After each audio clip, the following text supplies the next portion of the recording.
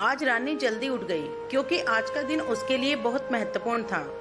अकेलापन दूर करने के लिए अपने लिए जीने का एक कारण लेकर घर आ रही थी।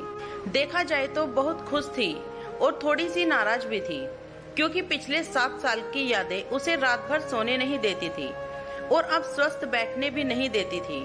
चाय का कप लेकर वह गैलरी में आकर बैठी और गुजरा हुआ कल उसकी आंखों के सामने आने लगा। बेटा, तुम्हें ऐसा नहीं जाना चाहिए था। शादी के बाद उसे अंत तक निभाना आना चाहिए। ऐसे ही समझो कि तुम्हारा नसीब ही खराब है।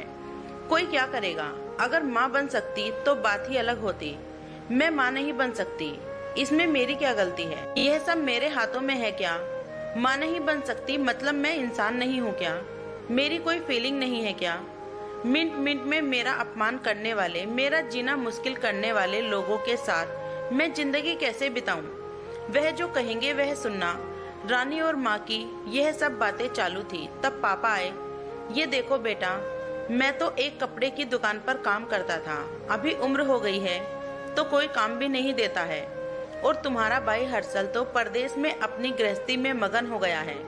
तुम कहती हो तो मैं तुम्हारे ससुराल वालों से बोलता हूँ, पर तुम अपने ससुराल वापस चली जाओ, ऐसा मुझे लगता है। नहीं पापा, कुछ भी हो जाए मैं उस घर में वापस नहीं जाऊंगी।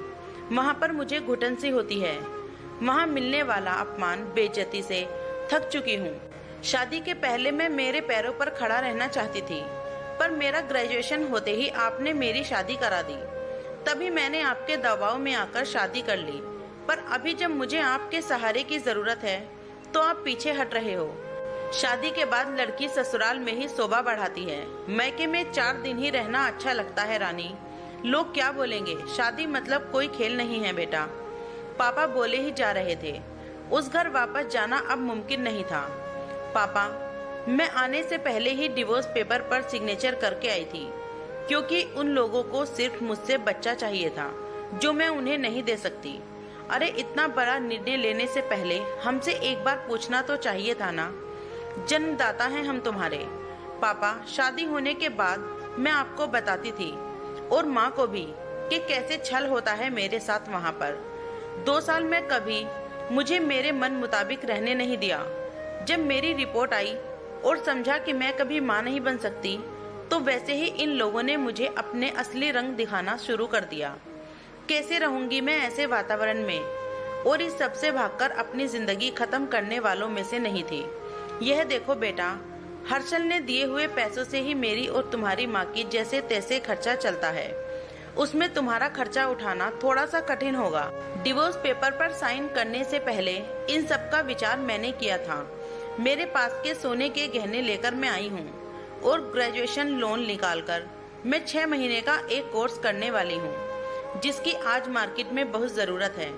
उसके बाद मुझे अच्छी कंपनी में नौकरी मिल सकती है। मैं आपके ऊपर आर्थिक बोझ नहीं डालूंगी पापा। मुझे जीवन जीना है, संघर्ष करूंगी और कमाऊंगी। विश्वास कीजिए मेरा। सब लोग क्या बोलेंगे बेटा? क्या जवाब दोगी उन्हें? माँ आंखों का पानी छुपाते हुए बोली। माँ बोलती थी कि वक्त आया तो सच क्या है बोल देना चाहिए। जब मुझे ससुराल में जानवरों के जैसा बर्ताव हो रहा था तब कहाँ गए थे यह लोग? समाज में बड़ा करो, शादी कर दो, बस इतनी सी जिम्मेदारी समझते हैं। बेटियों को बड़ा करके योग्य पढ़ाई देकर खुद के पैरों पर खड़ा करना यह माता पिता की ही जिम्मेदारी होती है ताकि आगे जाकर कभी खराब हालात हों तो उसे इस्तेमाल कर सके। तय किए मुताबिक रानी ने 6 महीने का कोर्स किया और तुरंत उसे एक कंपनी में काम मिल गया। वो बहुत खुश हो गई थी। सब अच्छा चल रहा था। बीच में छुट्टी लेकर माता पिता को नजदीक रहने वाले पर्यटन जगह पर घुमाने लेकर जाती थी। माता पिता बीच में ही दूसरी शादी की बात छेड़ देते थे। कई बार तो लड़कों को देखने के लिए भी बुलाया करते थे। एक लड़का तो डिवोर्स हुआ था तभी उसे स्वीकारने के लिए तैयार था, पर पहली शादी ने ही इतने दुख दिए थे कि दूसरी शादी के लिए उसका मन तैयार बिल्कुल नहीं था। ऐसा कितने दिनों तक अकेली रहोगी? जब तक हम दोनों हैं तब तक ठीक है, पर हमारे जाने के बाद तुम्हारा क्या होगा? सोचा है कभी? उम्र भी कितनी छोटी है तुम्हारी अभी। ऐसा करके पापा उसे समझा रहे थे। माँ, पापा, आप दोनों मेरी शादी का विचार करना बंद कर दीजिए। आप दोनों को खुश देखकर मैं खुश होती हूँ। मेरे दोस्त सहेलियाँ हैं, मेरे साथ क्यों करनी है दूसरी शादी भला? इतना आसान नहीं है बेटा। एक उम्र के बाद अकेलापन खाने के लिए दौड़ता है। माँ बोली, आगे सोच लो बेटा, ऐसा नहीं बोलते। आगे 2 साल में पहले माँ और 6 महीने में ही पापा का निधन हो गया। रानी अब अकेली हो गई। हर्षल भाई और उनकी पत्नी आए और साथ में चलो बोलकर औपचारिक की, पर मुझे उनके साथ जाकर वापस बोझ नहीं बनना था। मदद के वक्त मेरे साथ खड़े रहो, इतना बोलकर मैंने उनको जवाब दिया। ऑफिस के सभी कलीग और सारे दोस्त, सभी लोगों की शादी हो गई थी और वह अपने अपने गृहस्थी में मगन हो गए थे। जीने के लिए कोई लक्ष्य मिल ही नहीं रहा था उसे। छुट्टी के दिन ऐसे ही एक मैगजीन पढ़ते समय उसे सिंगल मॉम पर एक बात पढ़ने के लिए मिली और उसे जीने का उद्देश्य मिला। उसने एक ही दिन में तय किया कि एक 10 साल की लड़की को गोद लेने का प्रयास चालू किया। प्रक्रिया बहुत बड़ी थी, पर बोलते हैं ना, मन में इच्छा हो तो रास्ता मिल ही जाता है। वैसे वह प्रक्रिया पूरी हो गई और आज वही दिन था कि वह उस लड़की को लेने के लिए अनाथ आश्रम जाने वाली थी।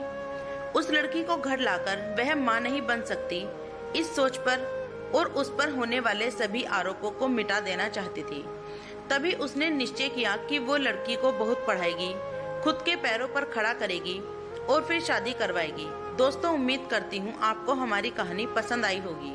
कहानी पसंद आई हो तो वीडियो को लाइक करें, चैनल पर नए हैं तो चैनल को सब्सक्राइब करें और हाँ, नोटिफिकेशन